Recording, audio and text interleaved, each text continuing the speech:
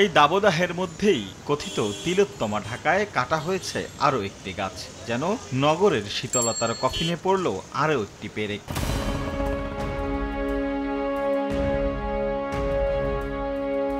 কাটা গাছের গুড়ি দেখে যে উপমাটি দেওয়া হলো সেটি খুব কি বাড়াবাড়ি হয়েছে? মোটেই নয়। কারণ এই মুহূর্তে শাহবাগ এলাকার এই খোলা আকাশের নিচে তাপমাত্রা পরিমাপক এই যন্ত্রটি বলছে তাপমাত্রা প্রায় 38 ডিগ্রি সেলসিয়াস। ঠিক তার কয়েকশো গজ সামনে অর্থাৎ রমনা পার্ক এলাকায় শীতল ছায়ায় অর্থাৎ গাছের নিচে দাঁড়িয়ে এবার পরীক্ষা করতে চাই সেখানকার তাপমাত্রা কত।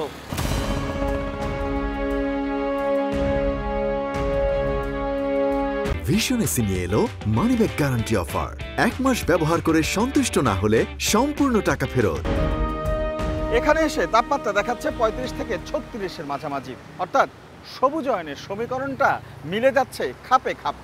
সেক্ষেত্রে বৈশ্বিক উষ্ণতা সহ নানা অজুহাতে তাপমাত্রা বৃদ্ধির কারণ দেখানো হলেও একটু সবুজায়ন যে অনেক বেশি স্বস্তি এনে দিতে পারে তা কিন্তু প্রমাণিত।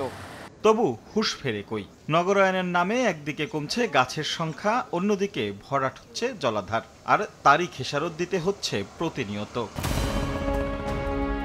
এক গবেষণায় দেখা গেছে 2017 সালে ঢাকা উত্তর সিটি কর্পোরেশনের গড় তাপমাত্রা ছিল 33.39 ডিগ্রি সেলসিয়াস, দক্ষিণে 33.50। 7 বছর বাদে চলতি বছর উত্তরে তাপমাত্রা 37.38 আর দক্ষিণে 36.54 ডিগ্রি সেলসিয়াস।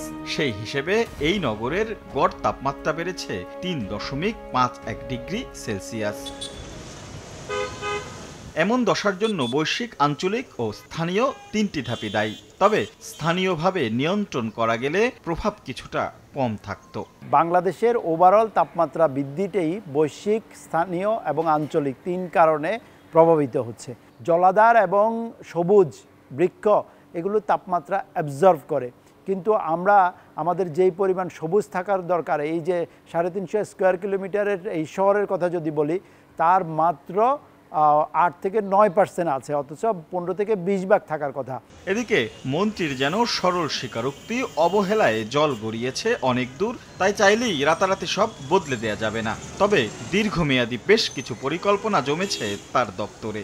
এখন পর্যন্ত আমাদের কোনো পরিকল্পনা নাই বাস্তবে যেটা আছে। এতদিন আমরা হয়তো চিন্তা করতাম যে হ্যাঁ একটু খালি জায়গা আমার রাখা দরকার, গাছপালা রাখা দরকার, তবে এখন আমাদেরকে এই বাস্তবতাটা চিন্তায় নিয়ে আসতে হবে। আমরা কিভাবে এই পরিস্থিতিতে মানে সার্বিক অবস্থা বা পরিবেশটাকে সহনীয় করা যায়, আমরা কিভাবে এটা নিয়ে কোপ করতে পারি, সেটা নিয়ে কিন্তু আমরা ইতিমধ্যেই ভাবছি। এটা শুধু আমাদের বিষয় না, মানে স্থানীয় সরকার, আমাদের যে সিটি কর্পোরেশন আছে, আমাদের যে পূর্ত মন্ত্রণালয় আছে, এসব পরিকল্পনা বাস্তবায়নে সমন্বয় বড় চ্যালেঞ্জ মানছেন খোদ পরিবেশ মন্ত্রী। সর্বনাশ তো যা হবার হয়েছে বহু আগে, এখন আর এত হা হুতাশ করে লাভটাকেই।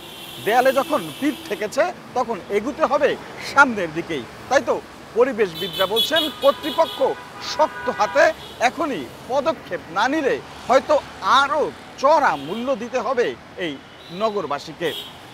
রাশেদ লিমন, সময় সংবাদ, ঢাকা।